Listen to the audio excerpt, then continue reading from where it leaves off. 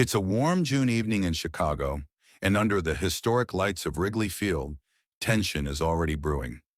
The smell of roasted peanuts, the roar of the bleachers, and the sound of bats cracking echo across the ivy-covered walls.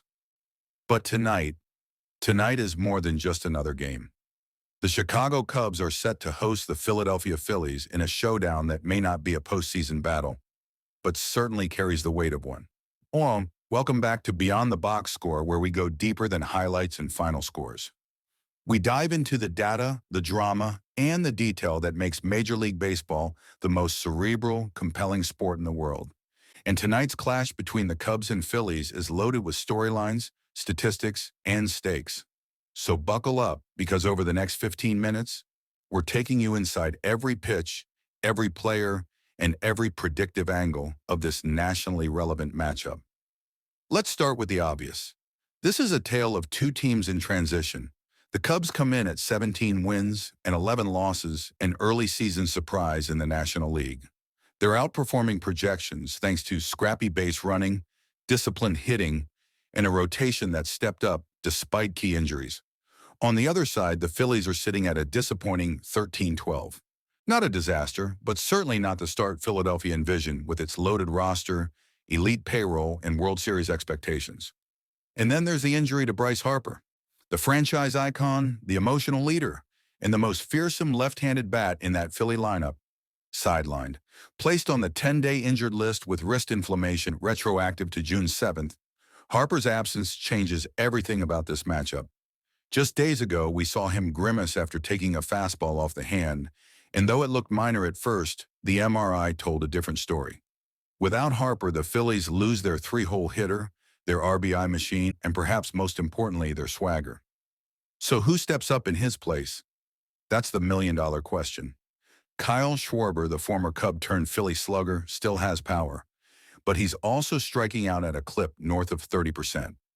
Nick Castellanos has been red hot, batting over .280 with a strong OPS and some of the most consistent at-bats in the league. Then there's Trey Turner, the speed demon and dynamic shortstop, who's still trying to find his groove in a Phillies uniform after a shaky first year. They have talent, but can they manufacture runs against a Cubs pitching staff that's been quietly brilliant? Enter Colin Rea. If you haven't heard of Colin Rea yet, now's the time to pay attention. The Cubs right-hander has been lights out recently, boasting a 1.32 ERA over his last three starts.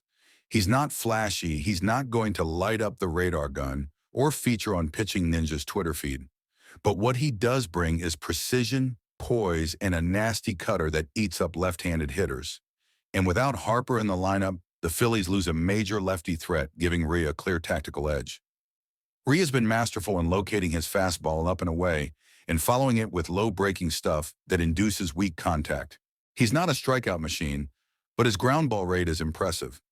Add to that Wrigley's often unpredictable wind patterns, and tonight could be the kind of pitcher's duel that turns on one swing. On the other side, the Phillies counter with Taijuan Walker, and this is where things get interesting. Walker's ERA is a respectable 2.29, and he's been sharper this season than last, but he's a high-variance arm. In his best moments, he's virtually unhittable, pounding the zone with sinkers and devastating right-on-right splitters. In his worst, he loses command, falls behind in counts, and gives up towering home runs in hitter-friendly parks. Wrigley is no exception. Walker's biggest challenge tonight? The Cubs' lefty-heavy lineup. Kyle Tucker. Yes, you heard that right. Kyle Tucker has been one of the most impactful additions to the Chicago roster.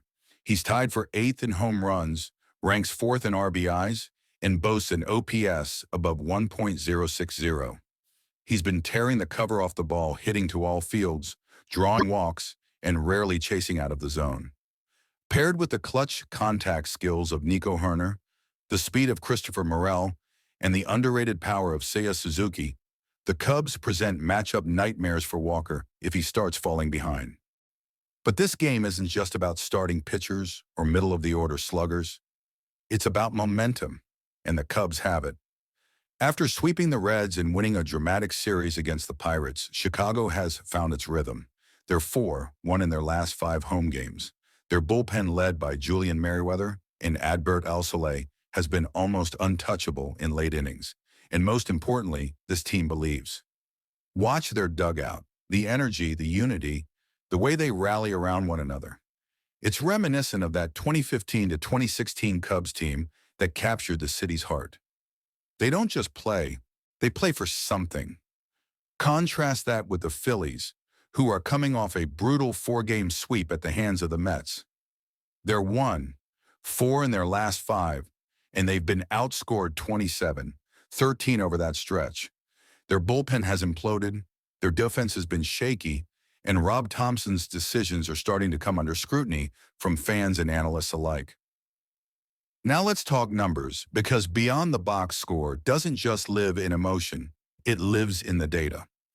According to DraftKings, the Cubs enter this matchup as slight favorites, with a money line ranging from -118 to -130 depending on the sportsbook. The over-under sits at 8.0, and sharp money is starting to lean toward the over.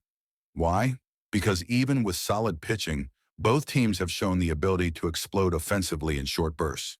And historically, games between these two squads have tended to go high, with 7 of the last 8 meetings hitting the over. But betting trends also point to value.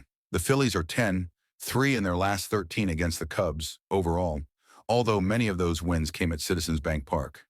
At Wrigley Field, the Cubs have the edge, winning 5 of the last 8. Home field matters, especially when you're talking about an environment as unique as Wrigley. The crowd, the sightlines, the weather, it all plays a factor. Now, let's pivot to the X factors. For Chicago, keep your eye on Nico Hoerner. He's quietly become one of the best contact hitters in baseball, and his ability to set the table will be crucial. If Hoerner gets on base early, it changes the entire approach for Walker, who'll have to pitch out of the stretch, limit the running game, and avoid grooving fastballs in favorable counts. For Philadelphia, it's Castellanos. With Harper out, the pressure falls squarely on his shoulders. If he can drive in early runs, silence the Wrigley crowd, and provide that veteran spark, the Phillies have a shot. But if he presses, if he starts swinging out of his shoes or chasing sliders low and away, it could be a long night. And now, the moment you've all been waiting for. Who wins? Who survives the chess match? Who delivers in the clutch and walks away with the W? Based on the pitching matchup, the injuries, the recent momentum, and the home field advantage, the edge goes to the Chicago Cubs. Colin Rea will control the game early. The Cubs lefties will jump on Walker by the 3rd inning, and the bullpen will lock it down late. Final score? Cubs 5, Phillies 3. Take the Cubs money line if you're betting. Consider the over if the wind is blowing out. And if you're looking for player props, Kyle Tucker over 1.5 total bases is a solid play. Nico Hoerner to record a hit, almost a lock. But no matter what, one thing is clear. This isn't just another summer ball game. This is two teams fighting for identity, fighting for leverage, fighting for momentum in a long and unforgiving season. This is the kind of matchup that reminds you why you love baseball. Strategy, skill, struggle, and just a little bit of unpredictability. Thanks for watching Beyond the Box Score. Don't forget to like, subscribe, and hit that bell so you never miss a pitch, a prediction, or a playoff push. We'll be back tomorrow with more deep dives, more advanced stats, and more of the stories you care about. Until then, stay locked in and keep thinking beyond the box score.